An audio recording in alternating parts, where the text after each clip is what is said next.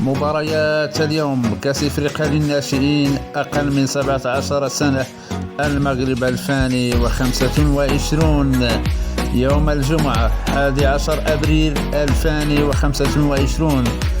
كوت ديفوار تواجه السنغال على الساعة 5 بتوقيت المغرب، 7 بتوقيت مكة المكرمة. تونس تواجه مالي على الساعة 8 بتوقيت المغرب، 10 بتوقيت مكة المكرمة.